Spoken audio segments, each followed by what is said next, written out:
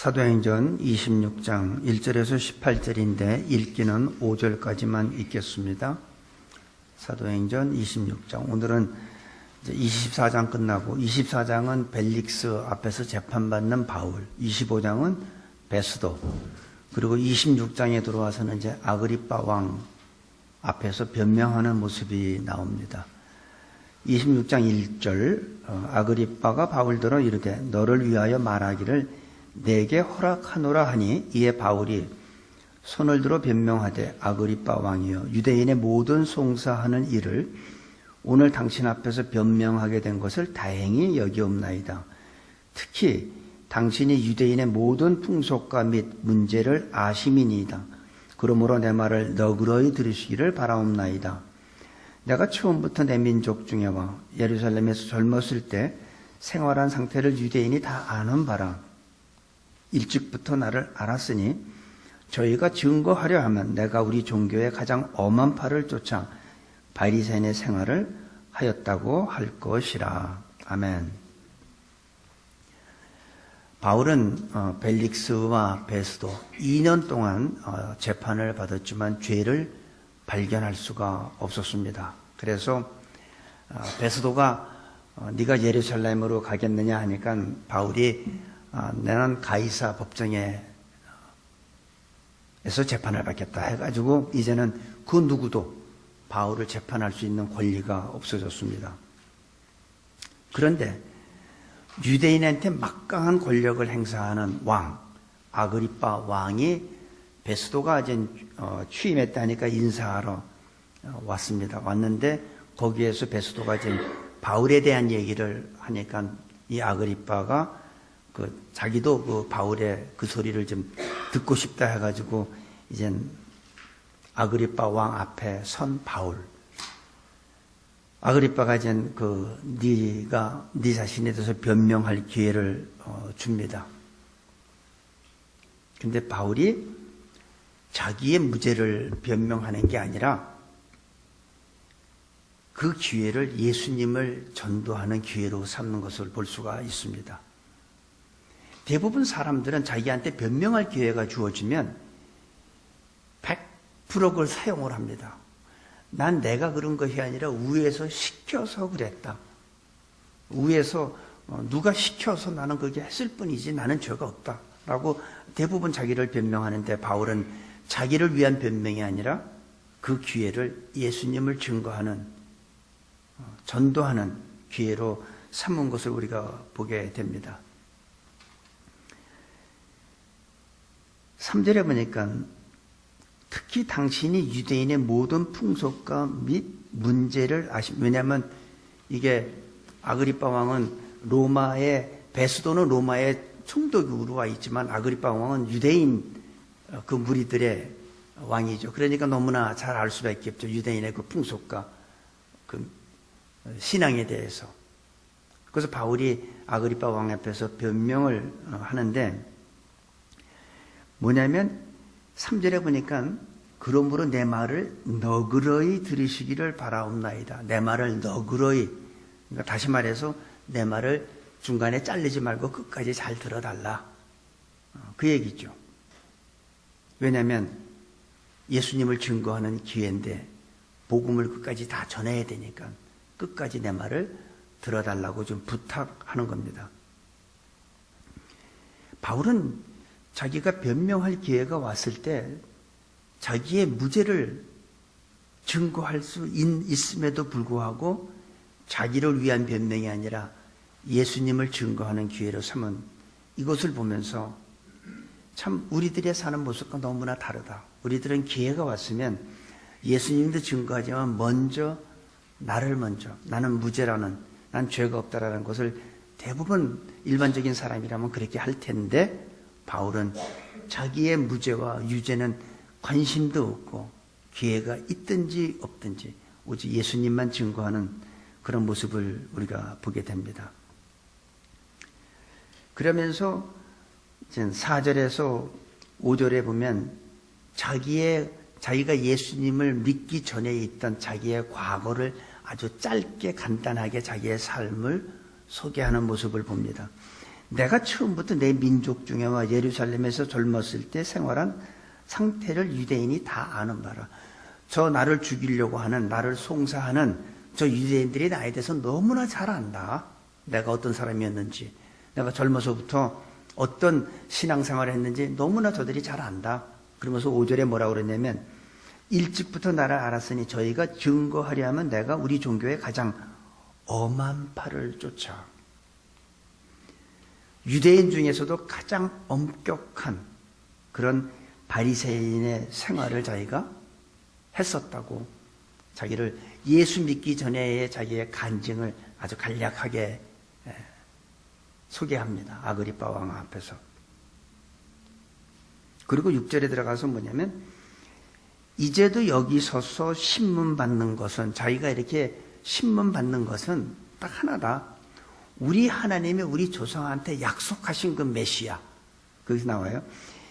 하나님이 우리 조상에게 약속하신 것을 바라는 까닭은 이 약속은 우리 12지파가 밤낮으로 간절히 하나님을 받들어 섬김으로 얻기를 바라는 바인데, 아그리빠 왕이여, 이 소망을 인하여 내가 유대인들에게 송사를 받는 것이다. 다시 말해서 하나님이 우리한테 메시아를 보내주신다는데, 그 메시아, 그 약속의 메시아를 받는 바로 그 예수를 위해서 내가 이렇게 좀 송사받는 건데, 그것도 다른 게 아니라 죽었다가 다시 살아난 문제, 죽었다가 다시 부활한 문제 가지고 내가 이렇게 송사를 받는 것이다.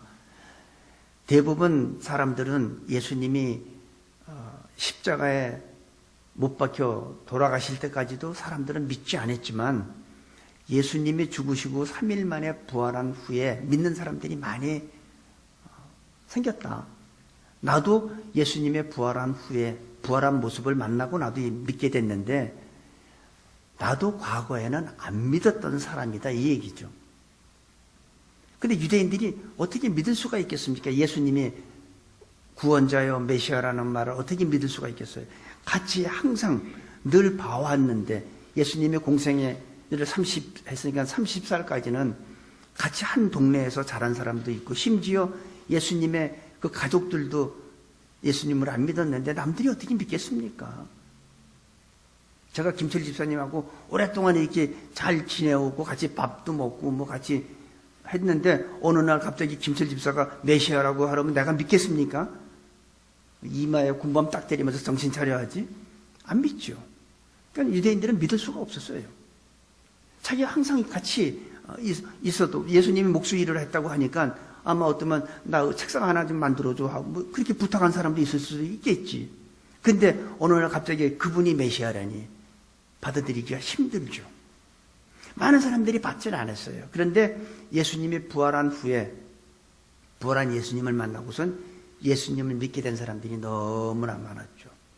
바울도 자기는 안 믿었던 사람이다. 그러면서 얘기하는 게 뭐냐면 8절, 당신들은 하나님이 죽은 사람 다시 살리심을 어찌하여 못 믿을 것으로 여기나이까? 나도 나사렛 예수의 이름을 대적하여 범사를 행하여 될 줄 스스로 생각하고, 예루살렘에서 이런 일을 행하여 대제사장에서 권세를 얻어가지고 많은 성도를 옥에 가두며 또 죽일 때에 내가 가편 투표를 하였고.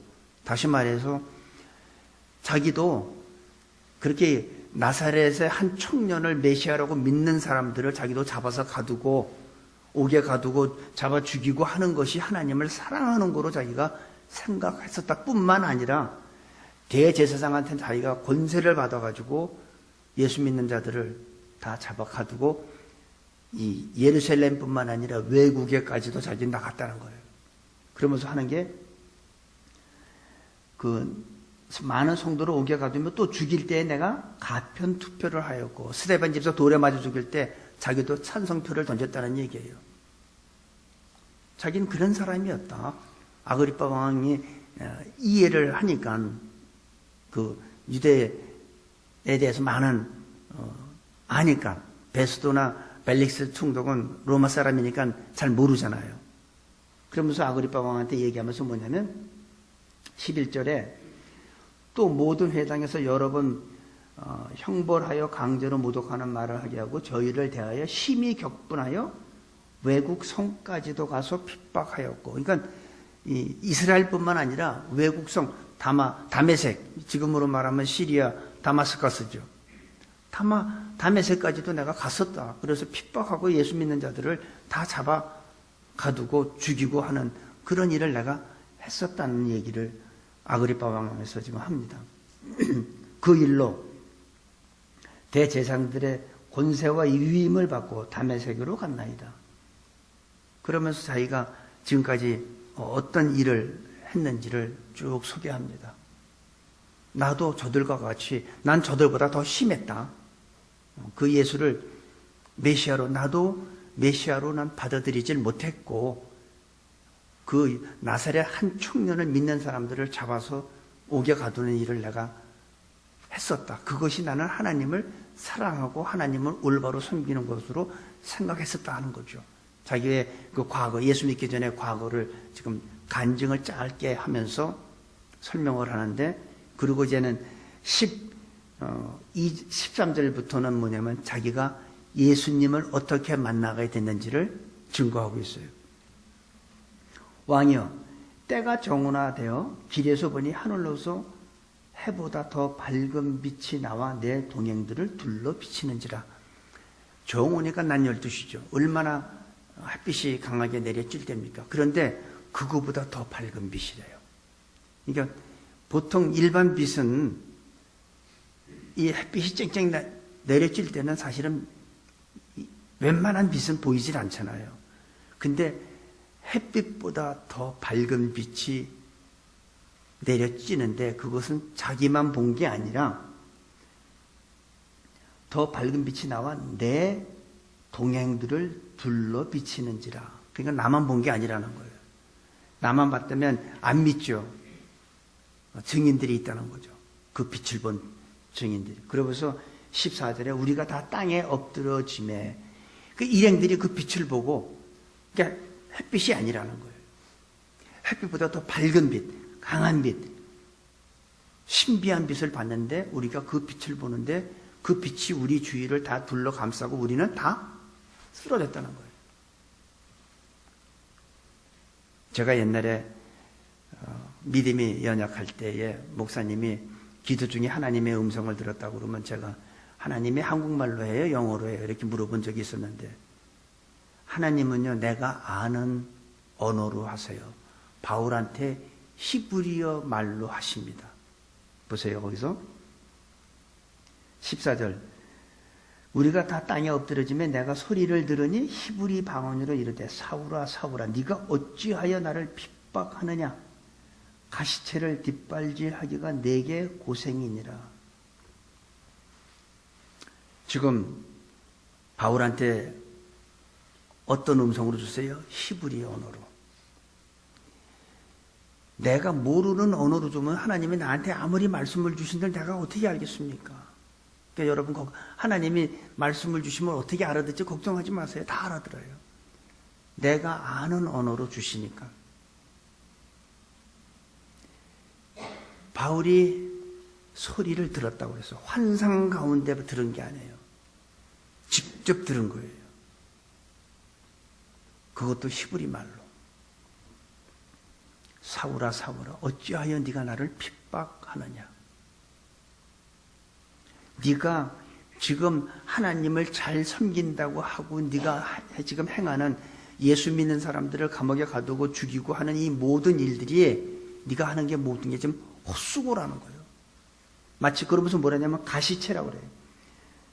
가시체를 뒷발질하기에 내게 고생이니라. 네가 지금 하는 게 아무 쓸모없고 너만 힘든 일만 하고 있다는 거예요. 가시체라는 게 뭐냐면 옛날에 이 소가 뒷발질 많이 하니까 그 뒤에다가 가시체라는 걸 만들어서 그 뾰족한 쇠를 달아서 뒷발질하면 거기 부딪혀가지고 아파가지고 이제 그다음부터 뒷발질 못하게 이게 짐승을 길들이기 위해서 했던 거죠. 그러니까 네가 지금 계속해서 네가 발로 네 발만 아프게 하는 거죠. 아무 소용없는 쓸데없는 짓 한다는 거죠.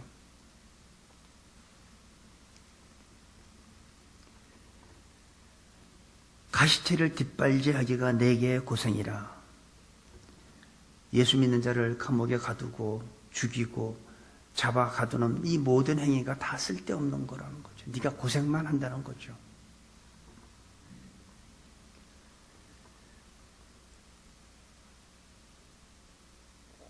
차면 찰수록 자기 발만 아프다는 얘기입니다.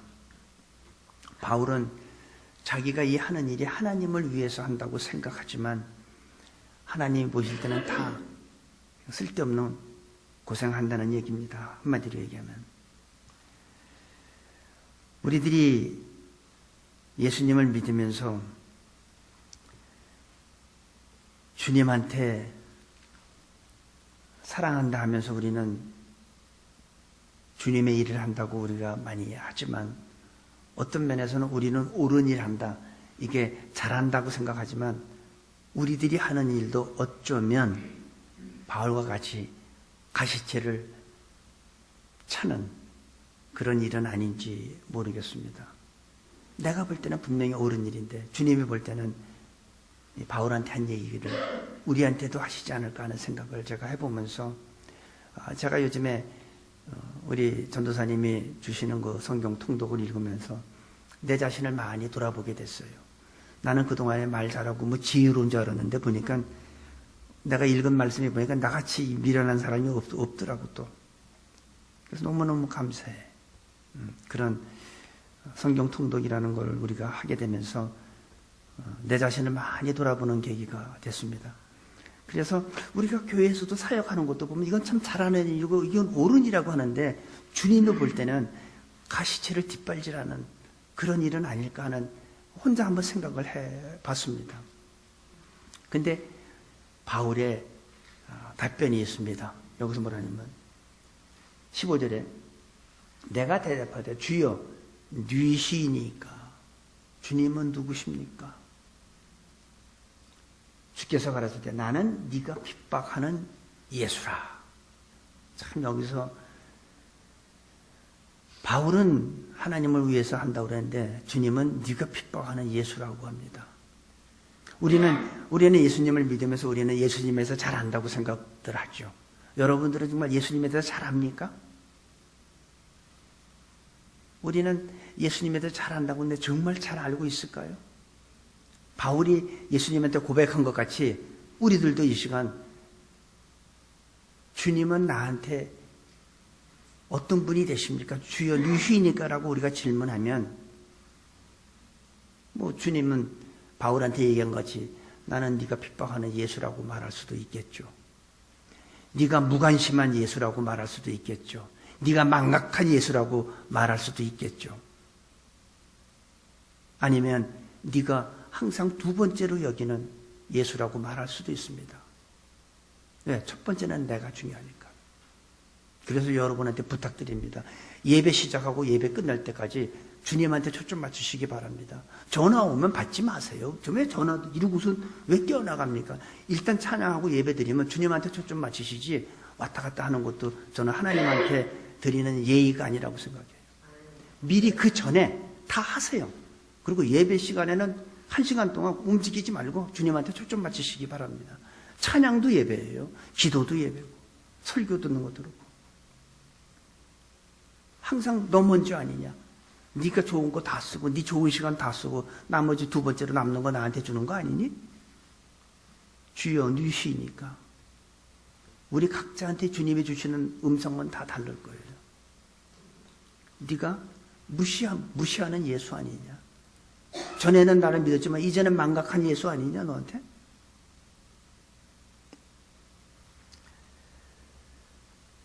이 시간 우리들도 동일하게 주여 누구십니까? 라는 질문을 해보시고 자기 자신에 대해서 주님이 어떤 음성을 주시는지 들어볼 필요가 있다고 생각합니다. 16절에서 18절에 보니까 일어나 네 발로 서라. 내가 네게 나타난 것은 곧 네가 나를 본 일과 장차 내가 네게 나타난 일에 서로 사환과 증인을 삼으려 함이니. 두 가지를 주세요. 네 발로 서라는 거예요. 그리고 사환과 증인을 삼겠다는 겁니다. 네 발로 서라. 우리들에게도 똑같은 말씀을 하신다고 생각합니다. 네 발로 서라. 든든히 서라. 흔들리지 마라. 뒤돌아서지 마라. 우리는 여러 가지 이유가 있죠. 이래서 난 주저앉게 되고 이래서 난 뒤돌아서게 되고. 근데 우리 찬양이 있잖아요. 뒤돌아서지 않겠네.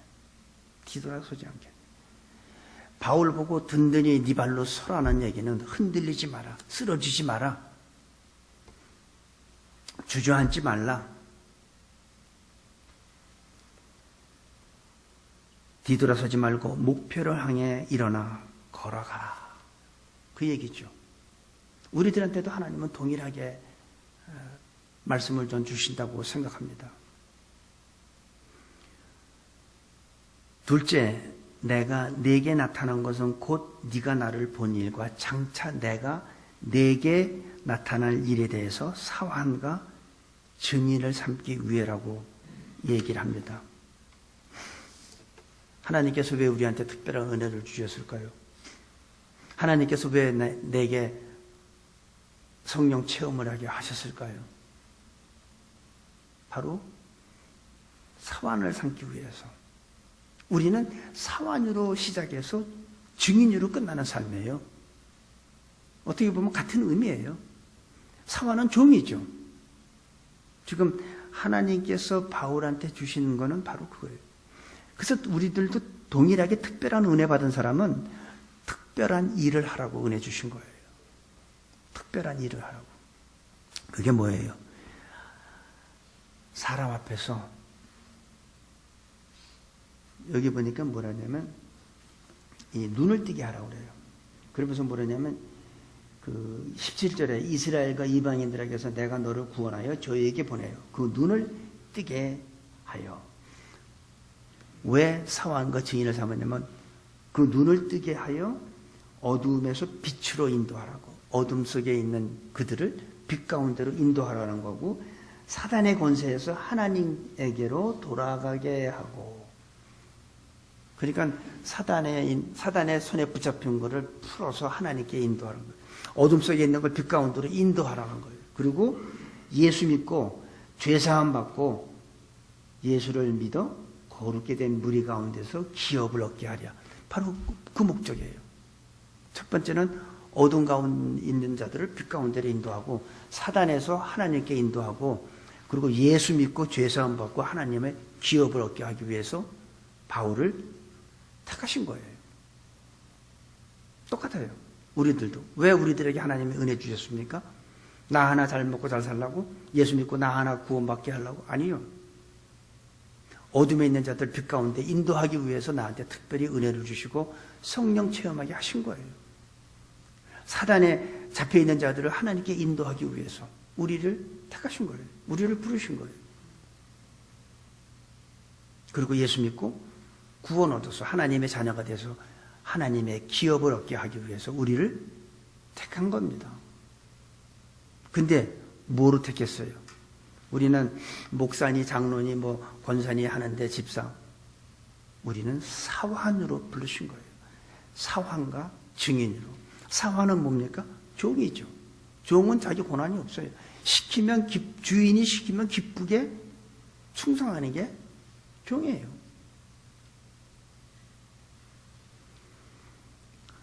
주님의 종소리 듣는 건 좋은데 종 취급받으면 목사들이 어떨까요? 막 더워하지 뭐. 종소리 듣는 건 좋은데 종 취급받는 건 못 견뎌요, 목사들이. 근데 바울한테 보니까 사환과 증인으로 하나님께서 쓰시기 위해서 불렀어요. 바울이 해야 할 분명하게 자기의 목표를 정해준 겁니다. 바울은 자기가 어떤 삶을 살아야 되는지 목표가 정해졌어요. 우리들은 어떨까요? 우리들도 삶의 목표가 분명하게 정해졌습니까? 아니면 내가 지금까지 살았지만 우리가 이 사도행전을 공부하면서 내가 삶의 목표가, 삶의 방향이 수정됐습니까? 바울은 자기의 분명한 목표가 있는 거예요. 목적이 있는 거예요. 주님의 사환과 증인을 살기 위해서. 어둠 속에 있는 자들을 빛 가운데로, 사단한테 잡혀있는 자를 하나님께로, 또 예수님을 믿고 죄사함 받고 하나님의 자녀가 되고 하나님의 기업을 얻게 하기 위해서 택하셨기 때문에 바울은 자기의 삶에 분명한 목표가 있었고 목적이 있었던 겁니다. 저는 우리들도 적당히 믿지 말고 이런 분명한 삶의 목표가 갖게 되기를 바랍니다. 그래서 우리한테 특별한 은혜 주셨잖아요. 우리가 기도하는데 하나님께서 그 우리의 기도를 들으시고 왜 응답해 주십니까? 사왕과 증인의 삶을 살게 하기 위해서. 그래서 남들이 체험하지 못한 성령 체험한 거고 남들이 갖지 못하는 은사 받은 거고 그런 거 아닌가요? 우리가 병든 이유를 또 아니면 자녀를 키우는 이유, 살아가는 이유가 분명해야 합니다. 이게 분명하지 않으면 이해가 되지 않아요. 하나님 왜 나에게 이런 질병을 주십니까? 왜 자녀가 이렇게 속을 썩입니까? 그렇게 기도하는데도. 하지만 나의 삶의 목표가 분명한 사람은, 그 의미를 아는 사람은 나에게 질병이 와도 기뻐요. 아니까. 나한테 왜 이걸 허락하는지 나는 아니까. 내가 질병에 걸려야 나를 치료하는 사람들이 있을 거고 나를 간병하는 사람들이 있을 거고 그들을 갖다가 빛 가운데로 인도할 거 아닙니까? 그렇죠? 그들을 사단에서 하나님께로 인도할 거 아니에요. 예수 믿고 죄사함 받게 할 거 아니에요. 내가 건강하면 누가 나를 간병할 거예요. 누가 나를 치료할 거예요. 그러니까 병든 이유도 깨닫게 되는 거지. 그 의미를 깨닫게 되면 그것도 감사한 거죠. 병에 걸린 것도. 무슨 일이든지 의미를 알면 쉽고 감사합니다. 왜 이런 일이 일어났는가? 나는 왜 이렇게 살아야만 하나? 그 의미를 알면 삶이 기뻐져요. 그리고 감사가 나오기 시작해요. 근데 그 의미를 모르는 사람은 진짜 하나님 살아계셔? 내가 기도하는 거 정말 듣나? 주무시나? 의미를 모르니까. 저는 바울이 자기의 삶의 의미를 분명한 게 아는 것 같이 우리들도 분명한 삶의 목표와 의미를 알게 되기를 바랍니다. 주님은 오늘도 우리에게 내가 너를 사왕과 증인으로 삼기 위해서 다른 사람이 경험하지 못한 경험을 허락한 거다. 남들이 듣지 못하는 하나님의 음성을 너한테는 듣게 해주지 않았냐? 남들이 갖지 못한 은사를 너에게 주지 않았냐? 왜? 사왕과 증인의 삶을 살게 하시려고. 우리들의 신분은 사왕과 증인입니다. 머슴입니다. 무조건 기쁜 마음으로 순종해야 되는 게 머슴이에요. 종이에요. 원망하고 불평하면 머슴의 자격이 없죠. 그래서 맡은 자에게 구할 것은 충성이죠. 어떻게 충성해요? 죽도록 충성하라. 우리들이 해야 될 건 머슴이에요. 사환이에요. 증인이에요. 죽도록 충성할 수 있는 우리가 될 때에 하나님은 분명히 우리를 통해서 역사하신다고 저는 믿습니다. 그리고 증인은 그리스도를 증거하는 거잖아요. 그분을 높이고 그분을 찬양하고 그분에게 영광 돌리는 겁니다. 내가 영광 받는 게 아니라 그분을 높이고 그분을 찬양하고 그분한테 영광 돌리는 것이 바로 증인의 삶이에요. 그래서 우리의 삶은 이 두 가지는 사왕과 증인의 삶은 어떻게 보면 같은 의미예요. 다만 시작은 사환으로 시작해서 마무리는 증인의 삶으로 마무리하는 거죠. 이 두 가지가 바울한테 주신 것 같이 우리들한테도 좀 주셨다고 믿습니다. 그래서 오늘 우리는 이 예배 시간을 통해서 바울에게 주신 그 사명이 나한테도 줬다는 믿음을 갖고 확신을 갖고 우리 남은 삶을 사왕과 증인의 삶을 사는 그렇게 축복된 그런 우리의 삶이 될 수 있게 되기를 기도합니다. 우리들의 생애가 이렇게 아름다운 생애가 될 때에 하나님은 우리에게 더 많은 기쁨과 감사, 축복을 주실 줄로 믿습니다.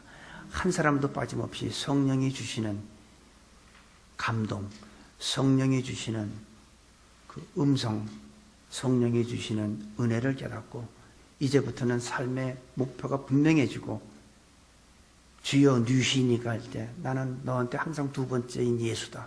이 소리 듣지 말아야죠. 네가 무시하는 예수다. 네가 잃어버린 예수다.